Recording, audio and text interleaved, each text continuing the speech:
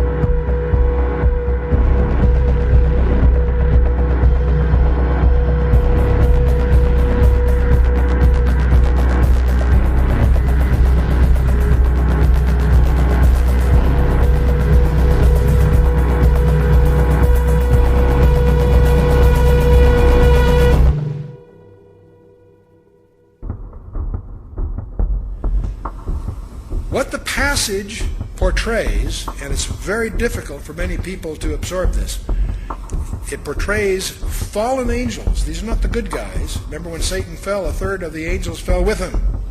Not all of them, but a group of them, apparently, and we'll talk more about this in a minute, chose to try to create a hybrid race by I don't know the technology. I'm not going to get into that. But they apparently see, angels can't multiply. Angels are eternal. Reproduction is a process for mortals. But at the same time, Satan's got a problem. A third of the angels fell with him, so he's got a deficiency of 2 to 1 in any war that comes in, right?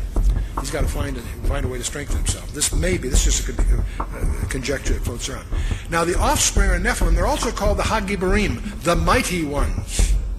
And now, where the confusion starts to set in is when this Hebrew passage was translated into the Greek in the Septuagint, the word they used for the Nephilim was gigantes. It sounds like giants, And it turns out they were giants, but that's not what the word means. Gigantes comes from gigas, which means earthborn. So in the Hebrew, they're called the fallen ones. In the Greek, they're called the earthborn. The purpose of the flood was not just that there was sin in the land. There was, that's emphasized. But if sin brings the flood, we better get some life jackets. No, there's something far deeper going on. That's what I want to sensitize you for when you do your own study and come to your own conclusions. But I want you to recognize there's something much more profound that God, it's a problem that God was solving, and that is that Satan's strategy was to contaminate the human race. We need to understand that there are these divine beings out there that were part of the heavenly council that are extremely powerful, and that some of these beings have fallen.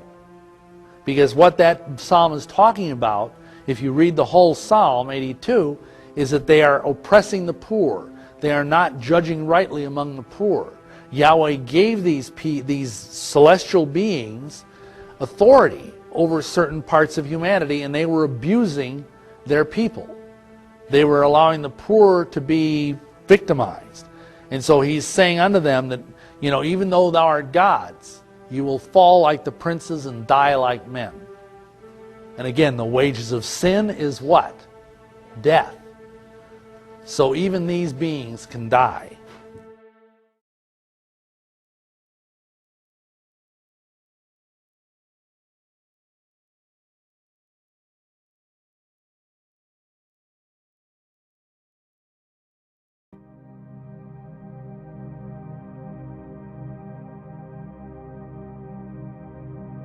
Are there UFOs and ETs in the Bible?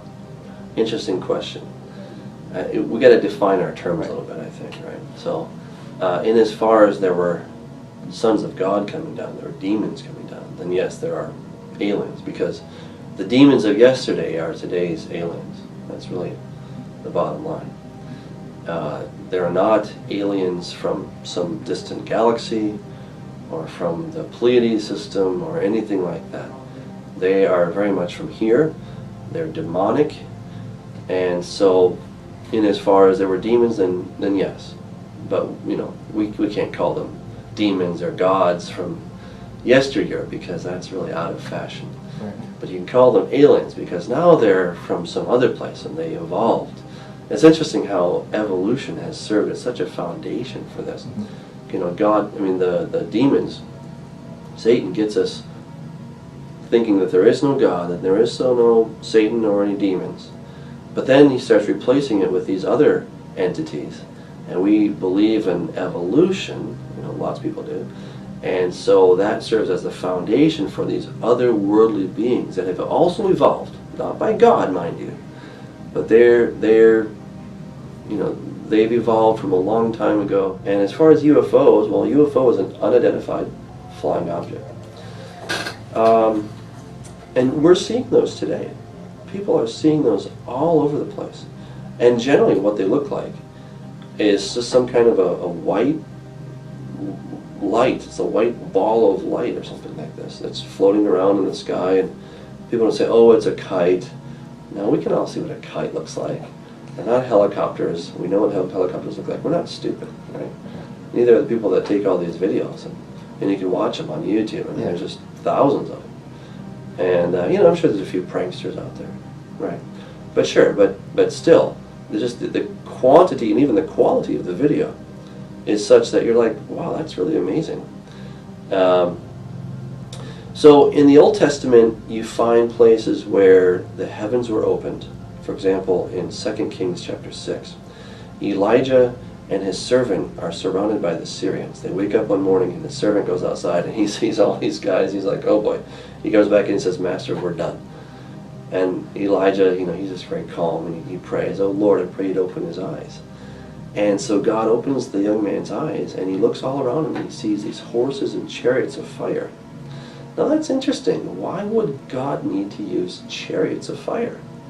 Well, I don't know the answer. I mean, you'd think you could just go, you know, kind of Star Trek kind of thing. You know, you go from here to there.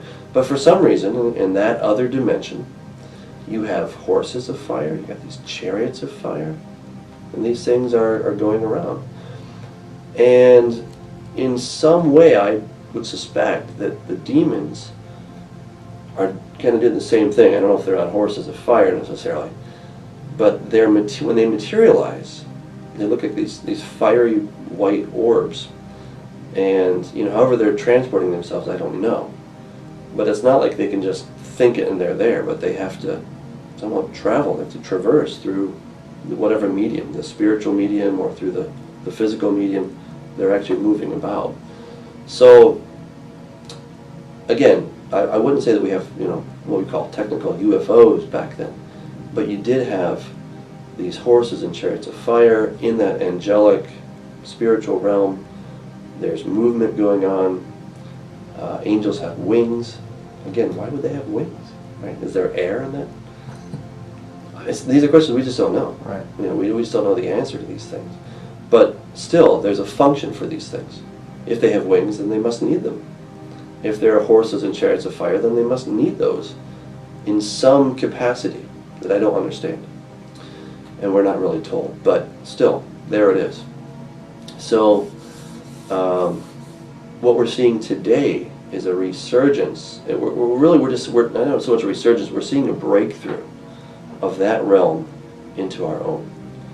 And those demons are coming through. Somehow they're being able to manifest in this realm. I don't know how they do that, but they're doing it. They're manifesting, and they're up in the skies.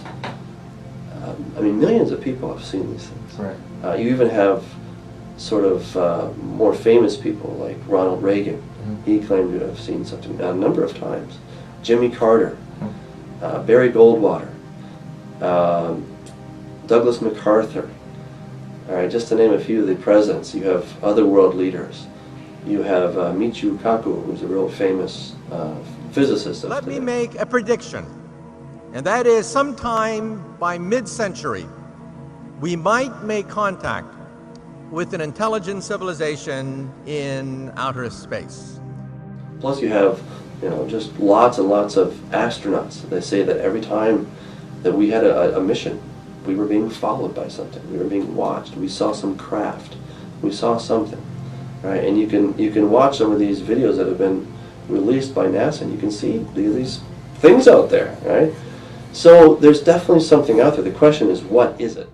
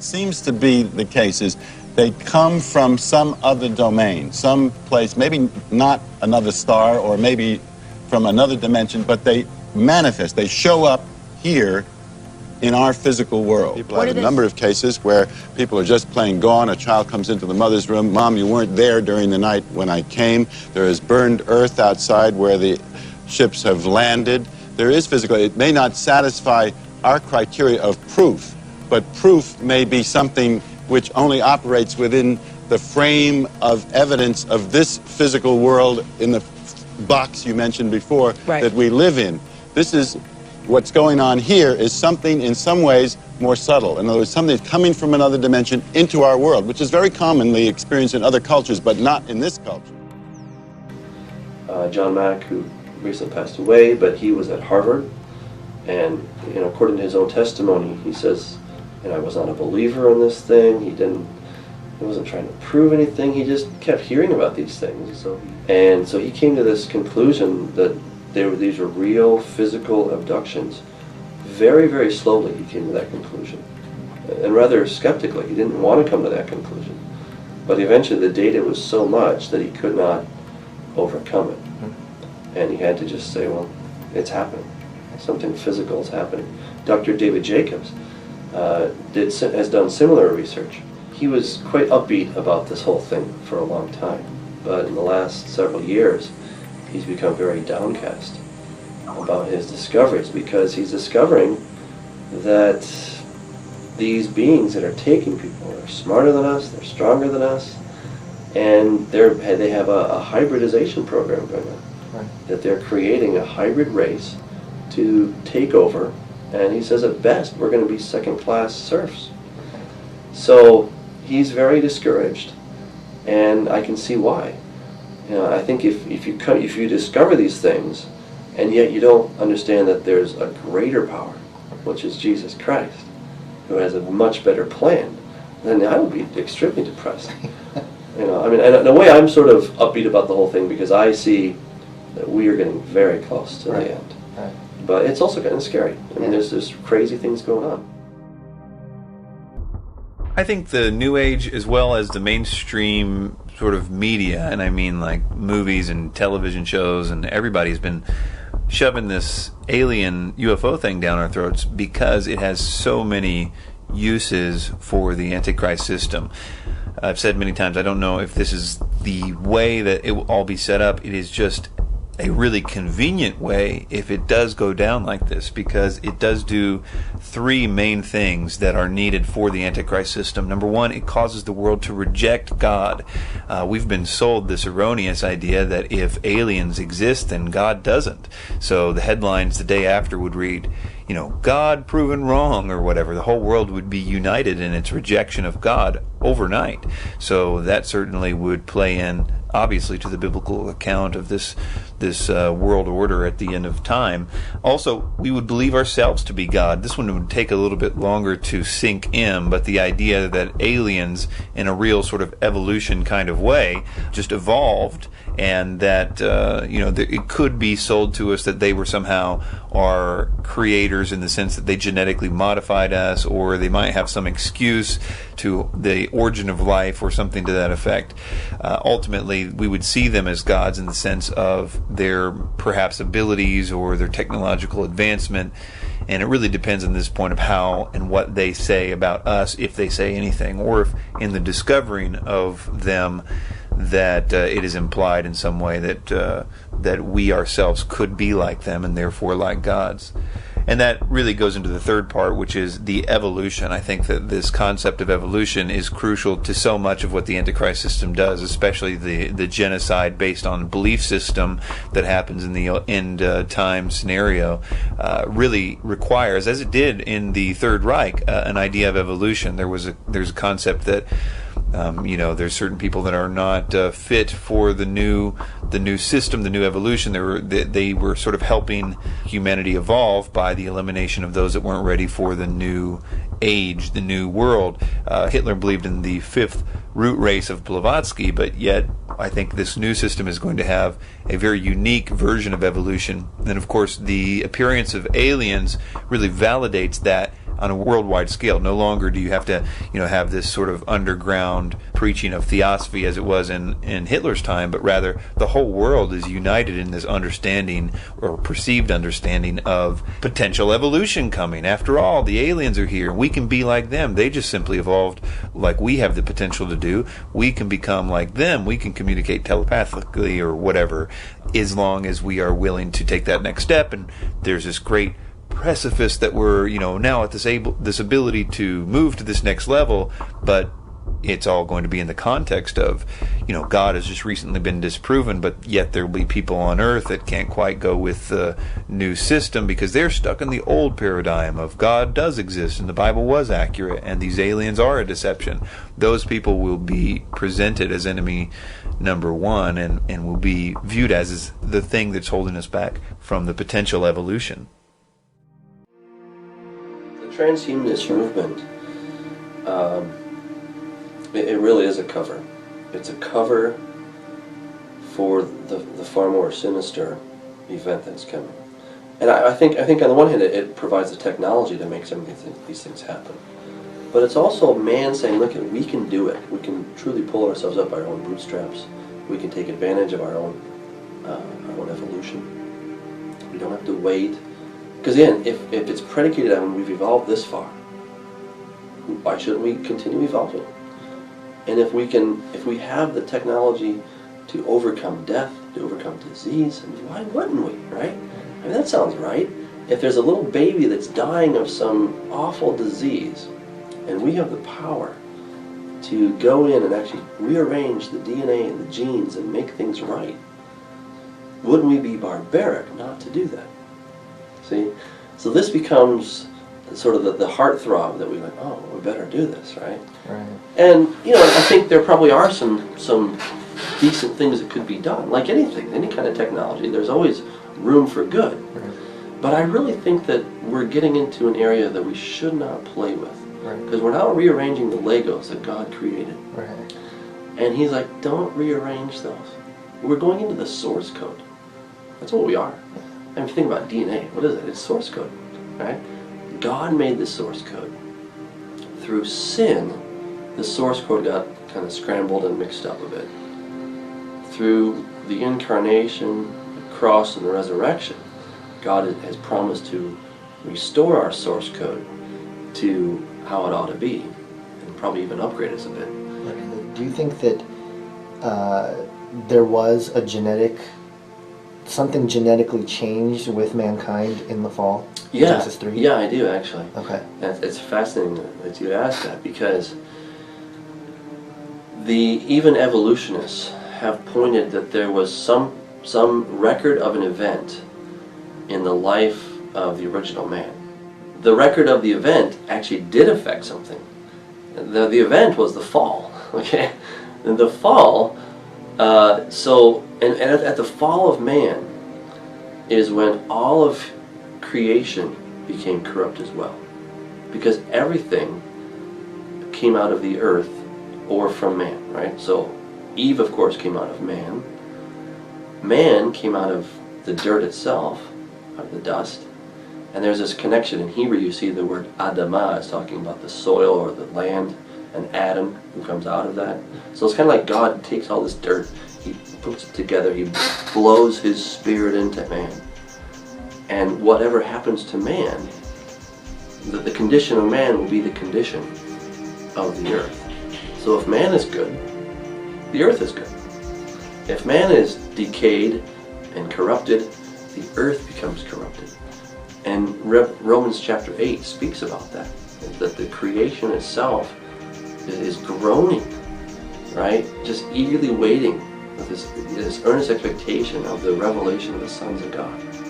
When Jesus came, he had the X chromosomes given to him by his mother, but his father, genetically speaking, is the Holy Spirit, right? Right. So the Holy Spirit provided X's and a Y chromosome, because the Y is passed from father to son. Women do not have the Y chromosome. So he did not have Adam's Y chromosome. So he got a new Y chromosome. And so Jesus becomes the second Adam. right? Adam is the first, Right. Jesus is the second Adam.